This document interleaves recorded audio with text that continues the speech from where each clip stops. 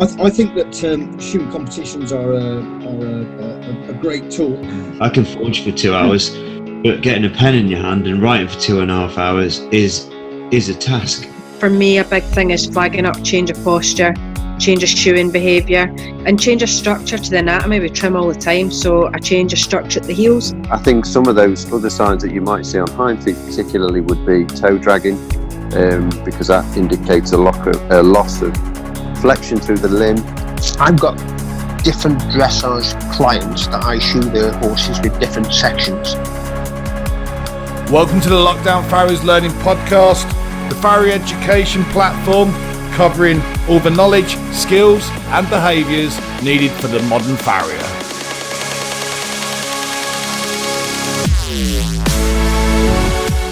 On a surface, it's exaggerated a lot more. They drop more through the medial aspect of the foot as it then drops down into the surface. With a concave shoe, you're actually biting into the surface more. Well, there was a 24, 48 hour temporary fixing, provided you followed the instructions. I would approach each horse like I was doing an exam.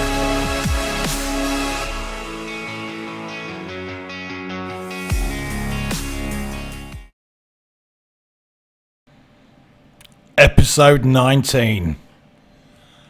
Well, it's been a while. Things have been quite busy here ever since the beginning of March, pretty much since the last podcast, really. You know, we've been back teaching at college. Worryingly, because of the lockdown, you know, the senior students who've got the exams coming up haven't actually been to college for a year now. So it's all been hands on decks, trying to get them up to speed, ready for their exams. Also, down at the School of Farrier, Hereford, we've had higher exams, so that's the AWCF and the FWCF, the Worshipful Company of Farriers, all gone quite smoothly, so it's all been good. So, hopefully, we'll get back on track with these podcasts and start getting them out a bit more regular. You know, there's only so much time in the day, and as most of us farriers are, we're always busy. So today's guest is Simon Legge, AWCF, lives on the Isle of Wight, surrounded by sea. It's not a penal colony, but we like to keep them there for our benefit. What prompted this podcast was a few weeks ago, Simon put a video together where he talked about nutrition for farriers. Most of us will agree. Most of us farriers, we don't look after ourselves as much as we look after the horses we tend for. You know, and it's something I've probably struggled with through most of my career. Sort of like yo-yoing with weight, not fueling the body to do the job, then eating too much of the wrong stuff when I start to lose energy. Funny enough, one of the things with my workload over the last few months, I've got to the point where I'm severely lacking energy. Hence why there's probably been absence of podcasts. After seeing Simon's video and saying about coming on the podcast, because I thought he brought quite a few interesting points up about our nutrition and how we can help ourselves.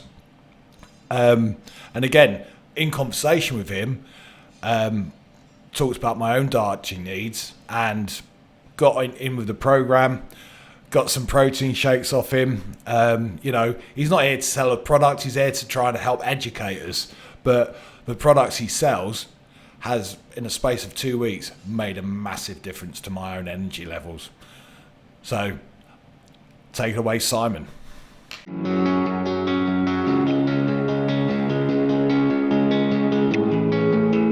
Simon, just give us a quick sort of brief history of your obviously career in the world of farriery, just before we get started talking about nutrition. Yeah, so I'm actually a 10th generation farrier. Goes back quite a long way in the family. You know my Uncle Adrian very well. My dad was a farrier. Adrian's dad was a farrier, and it goes back and goes on through the years. I qualified in 1999, did my dip in 1999. I did my associate in 2016. I qualified as a company judge a year after that. So it's been I've trained apprentices, so I was an ATF for probably 12 years, but gave that up, I don't know, 2 or 3 years ago now. So I've spent the last 25 years like a half-open penknife, like the best of them, really. Yeah, I mean, obviously, this conversation about doing this podcast was literally born out of. I see on your Facebook the other day you posted that video about nutrition and Farrier's nutrition and fueling the body, which at the time I just thought I know it's something I've always struggled with, and obviously I know you've been part of this sort of like nutrition diet thing and everything else like that. And obviously, I spoke to you about myself trying to sort my nutrition out and losing some weight and stuff. But it was quite interesting that you did sort of say, you know, a lot of the Farriers you're working with isn't a diet plan as such, but it's about trying to get more energy, which I thought, there's definitely, you know, Farriers are on the whole notorious at not looking after themselves, sort of certainly from a dietary point of view. Guinness doesn't count. So yeah, I just obviously off the back of that, obviously we got talking. So obviously I've known you a long time as a farrier. But how did you get into this nutritional side of things? Well, see, I've as a lot of people who are listening to this will know me, and I've always struggled with my weight. Always, you know, ever since I was a kid. Andy Bowyer actually used to call me Chubsticks. That was my nickname. I used to work with Luke Silcock a lot of competitions, and he called me some terrible fat names while we were competing. I love the way you've just thrown Luke and Bowyer under the bus.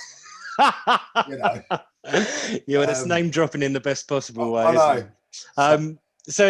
But I tried so many different things, you know. I tried going to the gym, I tried running, but didn't quite have my diet right. You know, I'd go to the gym, come out, smoke a fag, and go to the pub and have a pint. You know, I would do the same with running. I was trying to out-train a bad diet. And I didn't really know the difference between a good and a bad diet. And I even tried what Luke used to call the pony diet, where I used to go to work all day living on apples and carrots. And you know, and all these, everything that I'm doing, I can lose a bit of weight, but then I would stop and it would come back on again. And it just didn't really fit. It didn't feel like anything that I could be consistent with any longevity. So I did the same as you. One of my mates put something on Facebook and I messaged him at the time, nearly 20 stone, high cholesterol, high blood pressure, you know, 41 years old when I started this. And it was sort of like it was a last ditch attempt. It's that point where you go, look, it's now or never. If this doesn't work, I'm just going to be a fat bloke for the rest of my life. And actually, when you think about what's going on with cholesterol and being overweight at that age, it's the internal fats. It's what you don't see going on that's really quite scary. So I signed up to this 21-day challenge that we were doing on Facebook. I didn't really mean to do that. I just wanted to sort my diet out, sort my nutrition out. But that went along with the package that he sent me, and I got this. I got these shakes for breakfast. I got vitamin pills. I got some fiber products, and I got loads of advice. And I think that was the thing for me, is I think anybody can go into Holland and Barrett and buy health products. But for me, it was the fact that I had someone on hand telling me, for me personally, what I needed. Because everybody's different and everybody's looking for different things. And after about 3 or 4 days, I was thinking, I feel all right. I've got a bit more energy. And after about a week, I started to feel, the old belt's a bit looser. And after a month, people were actually stopping me at work and saying, what are you doing? You know, you look so much better. But also I think people were picking up on the way that I was behaving. I was stopped being just a grumpy, tired farrier, and was back to sort of my smiley, happy self a little bit. And over the first 6 months, I lost about 4.5 stone. But the weight loss is great, but the main thing for me is my blood pressure became normal, my cholesterol became normal, and I was happier, and I had more energy at work. You know, and for me that was it. But down to everything. When you look at what we were doing, Dave, and so many people will resonate with this, I know you did, is that we don't bother having breakfast because we haven't got time. We'll go out to the van, we'll sort our tools out, we'll spend 15 minutes sorting our tools out, but we won't bother having breakfast. And when they say it's the most important meal of the day, it really is. It kickstarts the metabolism, it fuels your body to get going. The other thing is water consumption. You know, nobody's drinking enough water. Everyone's drinking enough coffee and tea, you know, but we're living on donuts, cakes, biscuits, bacon sandwiches, meal deals. So we're getting it wrong, aren't we? You know. Yeah. I mean, I'll say my biggest problem has always been the fact. I mean, this goes back to. I think this probably started when I was a young lad in the army, and obviously the army 3 meals a day, and I used to always say that breakfast was like a Queen's parade, and everyone had to have a breakfast and stuff. Quite frankly, go to breakfast or have half an hour extra in bed. And you know, I think from that point onwards, I just trained myself that not to eat breakfast, to the point if I tried to eat breakfast, I couldn't even stomach it. And again, you think, well, so I'll have something a little bit later on. But as a farrier, and again, for most of my adult life, if I always felt when I ate, I mean, we all know that, you know, being a farrier is very much like being a rent boy. You know, we spend most of our time bent over. And I just found that, you know, if I eat anything, and especially that kind of convenient snack food, like, because it's always got bread, you know, it's always food between 2 bits of bread, isn't it? Yeah. I just would bloat up and I couldn't bend over. I mean, I've even in the past, I've had way too much at lunchtime because I just got that hungry, I just gorged out. But I've got to the next yard, done a horse, and had to postpone the others because I just physically couldn't do it. Yeah. Which that is no way. So you don't eat all day. So you literally fast from last night's main meal to the next main meal in the evening. You eat far too late, 'cause especially in the summer, we all come home too late.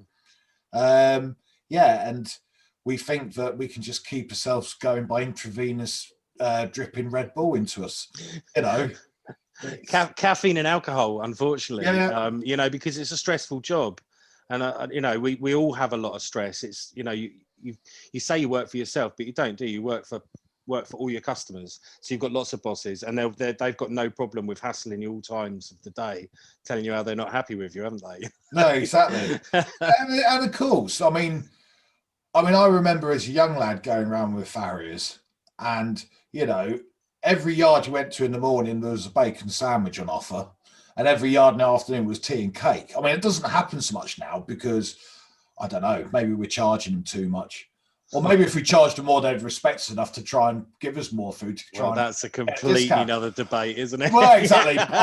but listen now, I think that debate's coming on the podcast very soon. But excellent. And again, it you know, we turn up to the yards and they say, oh, you know, first thing, do you want a cup of tea or coffee? You know, and again, I think my biggest downfall was my consumption of coffee, because I drank so much of it, and I always had to have 2 big heap spoonfuls of sugar in it.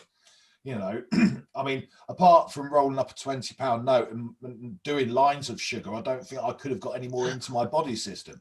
You know, that's always been my weak point. I've always had a really bad sweet tooth. You know, and it's kind of, personally with me, what happened, like I said to you, a couple of weeks ago, I got on my bathroom scales, and as soon as it starts hitting 17 stone, I get very, very worried, you know, because I've just gone 4 stone too far and I want to get rid of it. So hence why the conversation we had, you know, after seeing your video on Facebook, which I thought was, you know, it wasn't selling a product. It was, you know, just highlighting this problem, what farriers as an industry, as a profession, has with nutrition. I mean, we're the first ones to go on a yard and tell a horse owner that their horse is too fat, or even that they're too fat for their horse, whilst our belly's overhanging our apron. And I was starting to feel to myself, and it was very much a case of pot calling kettle. Yeah. You know? But this is sort of, you know, this is my goal, because what I'm doing, I wish somebody had done it for me, you know, because it's really helped my working life anyway. But it's actually probably saved my life as well. You know, I was a bit of a ticking time bomb there for a while. And I, you know, God, I still have a drink at the weekends, and I've given up smoking, but I still like have a takeaway. You know, I still eat what I want to an extent, but I'm looking after my body through the day. And like you say, you know, we're quick enough to lecture the horse owners, aren't we? But as I say, I wish somebody had reached out and tried to help me in the same way. And the reason that I built the nutrition for farriers page is because I know how much it can benefit what we're doing, because it simplifies nutrition. Yeah, I mean, and like I say, I mean, just in conversation with you and looking around on social media, on people's Instagram stories, I mean, I know I've posted a couple of milkshake pictures over the last couple of days, but it's actually surprised me just how many other people are doing this. You know, I've tried protein shakes and stuff like that before to try and supplement some of these meals in the daytime. And yes, it was a lot better than eating food that I could still work and stuff like that. But I've got to say, with this one, and well, not only are the shakes quite tasty compared with some of the other ones, which have been like drinking wallpaper paste, you know, there's some of the other things which have gone with it, which we'll talk about in a minute. You know, actually, you know, I felt a lot of benefit from them already, you know, only being sort of 2 weeks in, well, not even 2 weeks in, just over 2 weeks, just under 2 weeks in. But, you know, again, from getting on the scales, tipping 17 stone, being really mardy about it for about a week, speaking to you a week later and starting the stuff, I've actually dropped down to like 16 stone already. I mean, and the main thing I did there, like we said earlier, was I stopped sugar. Just went cold turkey and completely stopped it. And like, again, after the first week, I know the first week, you know, I was quite grumpy, and a few people, and I still apologise for that comment I made to you, Rob Shave. That's going to haunt me forever. It was an online discussion, and I just said, I unleashed a Pandora's box, and I said stuff I shouldn't have said, but it was the sugar, you know. But I'm over it now. But again, after that first couple of days of going cold turkey, my energy levels, I mean, to say I do a lot, I mean, I know I'm not head down, arse up shoeing horses day in, day out, but the amount of different plates I'm spinning at the moment, I was going to burn because I just had no energy left. And, you know, again, the podcast is a great example of that, because, again, the last couple of months I've hardly done any because I've just not had the energy because I've been doing so much other stuff. And, you know, it's almost like when I hit this weekend, you know, the energy levels were like, you know, up to 100% again. And, you know, Red Bull's never done that for me. That's for sure. So, yeah. It's fake, you know, sugar, Red Bull, all the caffeine. It's basically fake energy, and what goes up must come down. So all we, you know, I know you were saying, I've tried different protein shakes, but what the breakfast shake, and the main thing I'm trying to change here for people is breakfast. And people say, oh, it's a meal replacement. If you're not eating breakfast, it's not a replacement. It's a bloody meal. But there is protein in it, but there's also complex carbohydrates. There's 25 vitamins and minerals, and it's basically everything you need in a meal, but you can make it in 90 seconds. And so then as I've spoken to you about, and as you're now doing, is every sort of 3 hours eating something protein based, and it's stopping that sugar level rise and fall. You're getting rid of that 3 o'clock sitting in a van wanting to fall asleep. You know, and then getting home and being starving and wanting to raid the fridge and raid the cupboard and, you know, to grab a beer. But it's basically a consistency. It's getting your body used to having food and not feeling like it needs to go into starvation mode and hang on to fats and sugars when it feels like it's been starved of them. And that's all it is. You know, you're not looking for a boost in energy as such. You're looking for a constant energy level. No, and I think the other key thing you mentioned was the amount of water you should be drinking. As you take a big glug yourself. I know, right? Hello, I'm going to join you. Yeah, because water's got so many benefits, but one of the main ones for me, I mean, when you look at it, it aids digestion, it carries nutrition and nutrients around the whole body. It's good for your joints. Well, you know, what Farrier hasn't got bad joints, needs them to lubricate a little bit better. It's good for your skin. I know, you know, obviously you've got flawless skin already, DB, but thanks. you know, but when you think, you know, the rule of thumb is every person should have a litre of water per 5 stone of body weight every day. And that's without sweating. So if that's without doing any exercise or shoeing or whatever you're doing that's making you sweat, then you're going to need a bit more. And you know, last summer going out and doing a normal day's work, and I would do 5-6 litres in a day and not even feel like I'm forcing it. Like, I think once to start with, it seems like it's hard work to get that amount of water in, and you seem like you're peeing all the time. But eventually your body gets used to it. I think your cells obviously get used to having the water, and then you start craving it. And I'll go and shoe a horse, and if I haven't left my water bottle on the back, I'm parched. I'm like gasping to go and get some water. But that makes a huge difference. And again, that will help your energy levels. Yeah, absolutely. I mean, again, I've always kind of gone, well, I drink enough water. It's just got coffee, sugar, and alcohol. You know what I mean? Well, the one thing I'll say about myself, you know, certainly in the last 15 years, I don't drink that much. Yeah. You know, I again don't drink beer because it tends to bloat me because of the wheat in it. But I mean, as far as alcohol go, if I do have a glass of wine, I'll probably have one that evening, and it's like only, I'd say once a week at maximum. You know, I just not that. I'm a lunatic when I'm sober. I don't need alcohol. When you add alcohol, it becomes dangerous. You know. Oh yeah. But yeah, it's the water intake thing is something I've probably not done enough. And like you say, it doesn't really. You know, if you're having water with something else, but as long as that something else is healthy, you know, it's but again, I thought I'd really struggle with dropping off. I mean, I still have a coffee in the morning, but I have a sweetener in it as opposed to sugar. Yeah. And I'm not on the cans of pop. I'm starting to get to the point where I'm just enjoying my water so much.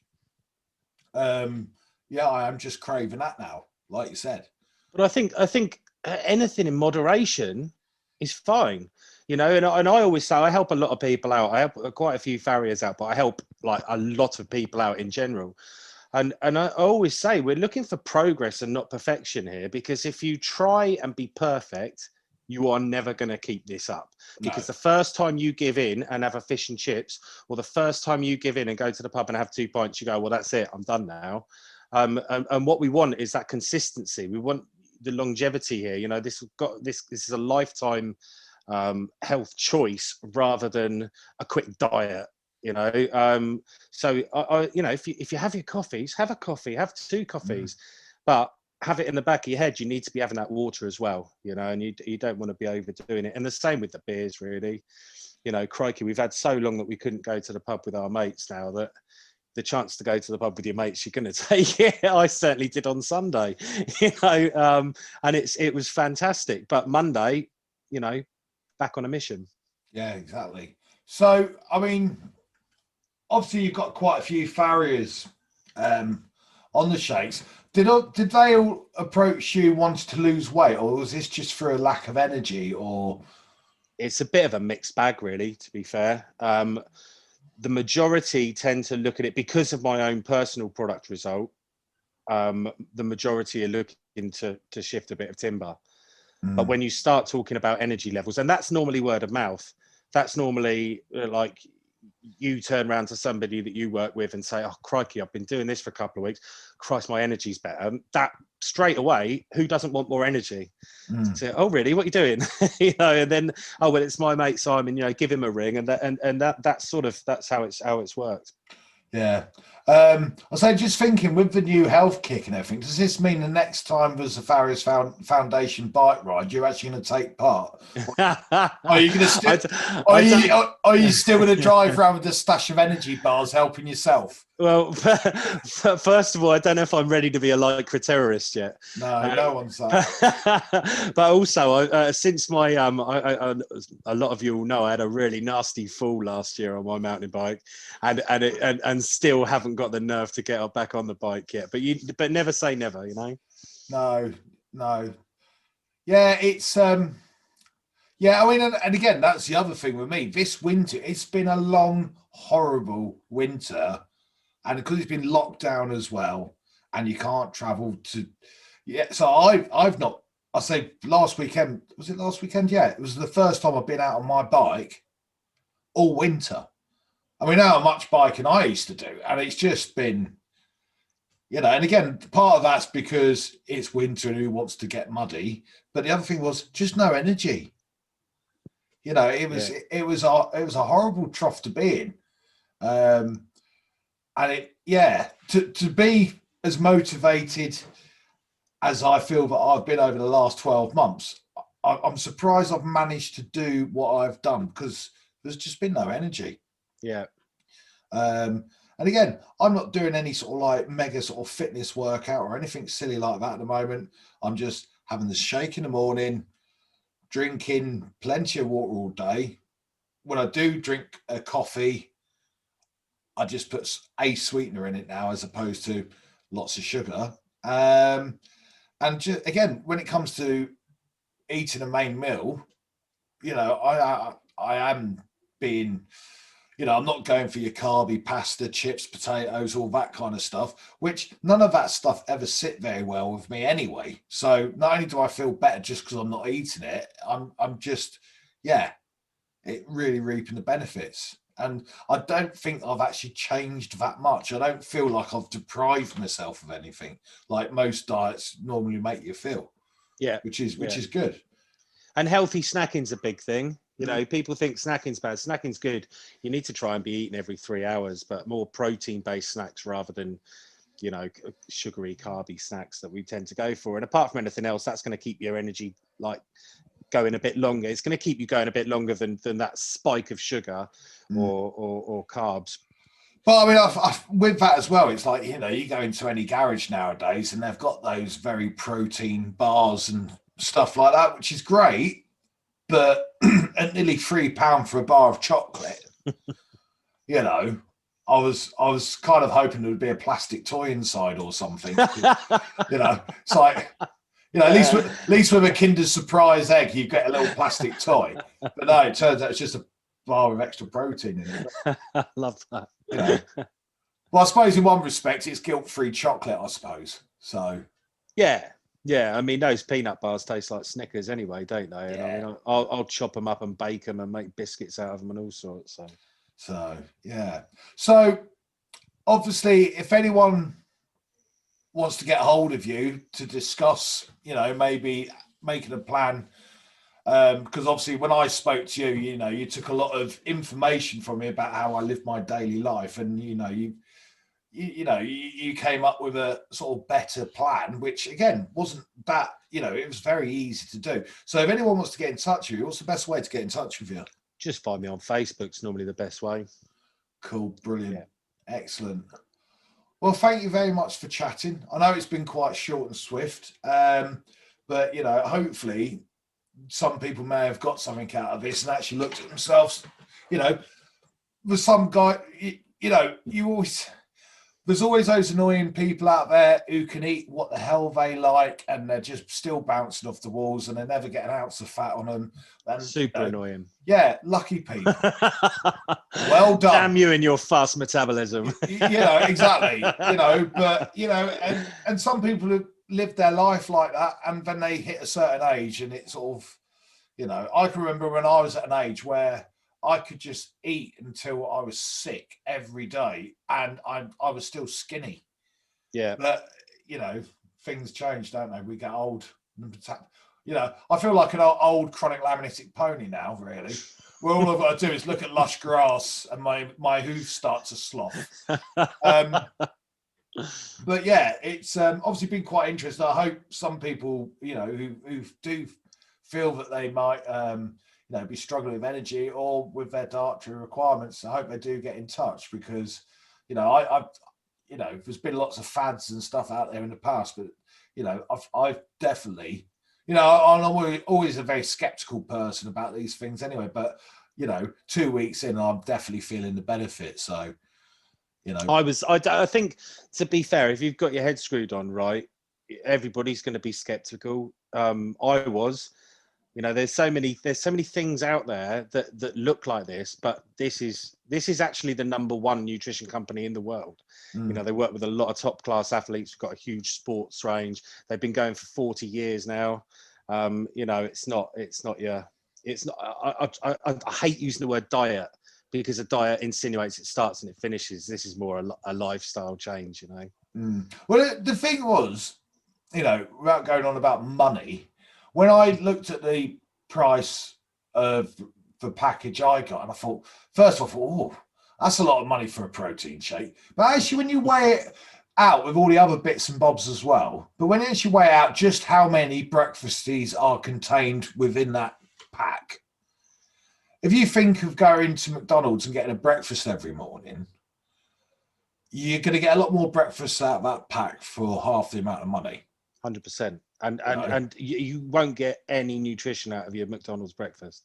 You get a lot of calories, but the way I try and look at it is if you add up what you're spending a day on things like breakfast, snacks, coffee, energy bars, things like that, where actually you could end up saving money here. Yeah, I exactly. spoke to a guy the other day, and he was spending at least 12-15 quid a day, you know, meal deals and chocolate bars and everything else. So actually we saved him quite a lot of money.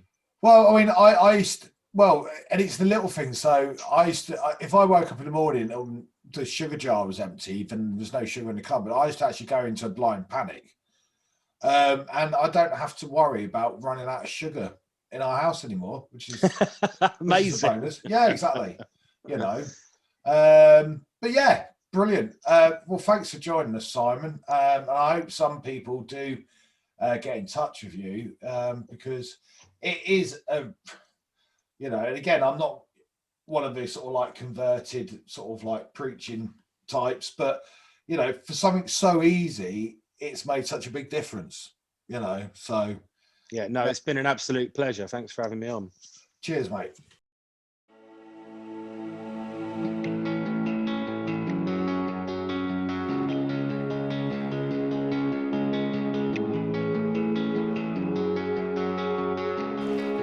So big thanks there to Simon. Thanks for joining us. Thanks for listening. Hope you got something out of that. Make sure you follow us on social media, on Instagram and Facebook. Keep an eye out for updates. Hopefully see you all soon.